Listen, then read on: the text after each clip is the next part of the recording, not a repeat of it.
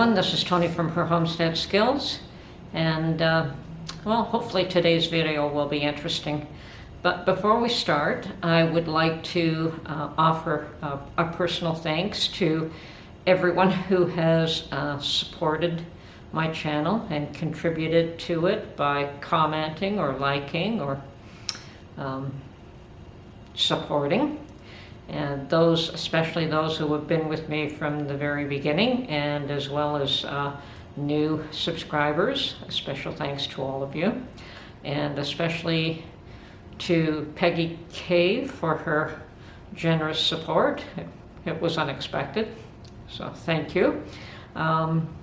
Anyway, hopefully today's video will be interesting and that you'll continue to come back for more. Thank you.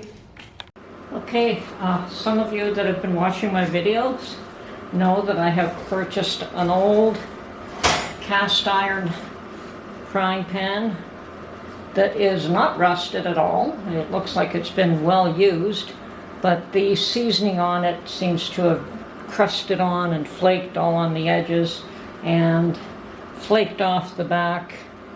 So the seasoning is in very bad shape on this pan, and my intent here is just to learn. This is not an expensive pan. It was very cheap, and it is my attempt to learn to see if I can bring back more cast iron pan. So I did preheat my oven to 500 degrees. I do not have a self-cleaning oven. So right now I am just going to put it in the oven, and we'll leave it there for an hour and a half, and then we'll let everything cool off before we attempt to pull it out. And I have placed the pan on a tray upside down to catch any bits that will flake off during that process. So we'll come back in a couple of hours and see what the result is. Okay, so my cast iron experiment here seems to be working somewhat. I put it in the oven at 500 degrees and it didn't do too much of anything. And then I thought of putting it under the broiler. And I have done that. I've taken it and put it under the broiler a couple of times. And as you can see, the bottom is pretty much cleaned. The sides have yet to be, let's see if I can get that in the light. Yeah, the sides have yet to be cleaned. Some of that is coming off, some isn't. The inside is pretty much clean, and the handle, for some reason, is not shedding any of the seasoning, which is fine. But little bits of seasoning all over the place here. So now I guess the next step is the hard one, and that would be scrubbing it, and with salt. I've had people tell me use salt, and that's what I'm going to do. And I guess the salt is like an abrasive. Oh yes, it's taking all that off quite well. And this dishcloth is already ruined, so I just will continue to use it. Working quite nicely. All right, when I get this clean, if and when, I don't know how much elbow grease power I've got in one sitting. It might take me a few attempts to actually get it clean. But we'll be working on it for the next little while. And it looks like, yes, if you really want to clean an old cast iron pan, you can. Whether, mind you, at today's prices, maybe it is worth the effort. What can I say? Everything seems to be increasing in price in a big way. Yes, the salt seems to be helping quite a bit now that the granules have started to flake off. So I think that the salt gets up underneath it and pulls the rest of them off. Interesting. So I'm going to dump this and do the back a little bit. As you can see, the back has kind of started to rust just a little bit because I did have it in water, but it doesn't look like I need to put it in water. I'll just continue along with the salt. And this cloth is just slightly damp. But anyway, the back's not the most important, but I want to clean the whole thing. And I just wanted to get rid of this rust while I'm working on it here.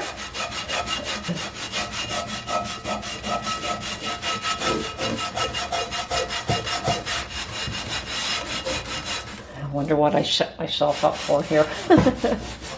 Certainly didn't need to do this, but it might be a lovely pan when it's done. Don't understand why the handle isn't budging at all though. Okay, that's the process, and I'll keep working on it until I've got it clean. Okay, well, we're almost there. I've scrubbed it with some salt. We still have work to do here, but I'm giving up for the time being, and I'm just going to put it on the stove, on the stove top, and heat it up just to dry it off really good so that it does not rust to any measurable amount. So I'm not going to oil it. I want to clean it all first before I oil it. So coming along, a lot of work. Okay, well, I have managed to strip this pan down to pretty much nothing, and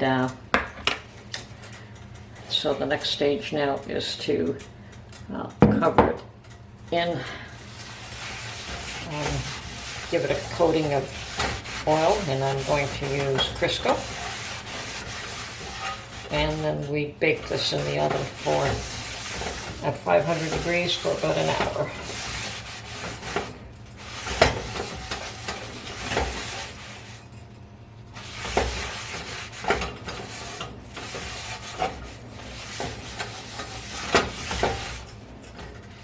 Quite the job to strip it when you don't really have a lot of the tools.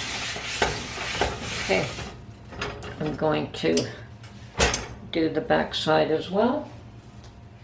Okay.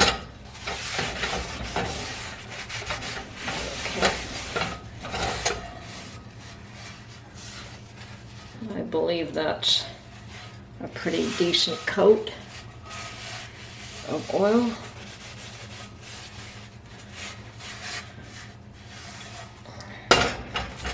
This pan is looking much better. Definitely looking much better. Okay.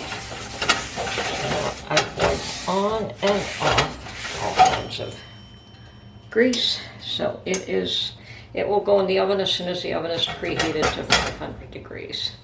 So there we go. And I believe we have to do this about 3 times in order to bring this back. Looking good. Okay, my little skillet has been through the seasoning twice, the oven twice, and looks great. And the interesting thing is there's no black residue whatsoever. Now, I'll probably put it through a 3rd time before I use it, but looking good. And the back is pretty reasonable as well. Okay, so not perfect. This is an old skillet, but not bad for my first cleanup job. Now, this is an unmarked skillet, and it is, from what I understand, probably pre-1960, because after 1960 you had to mark where they came from. Place of origin, and this one has none, and the only markings are some little ridges on the handle, which I understand are a telltale sign that it is Asian made, so quite likely made in Taiwan. But as I said, not a prized piece, not a special piece, but it was one where I experimented with the idea of stripping it down to the bare metal and starting over. And whoever suggested cleaning with salt, what an awesome idea. It is an amazing abrasive on this. So yeah, worked wonders. Okay, that's it. I hope you found this video interesting and that you'll come back for another one. Have a great day.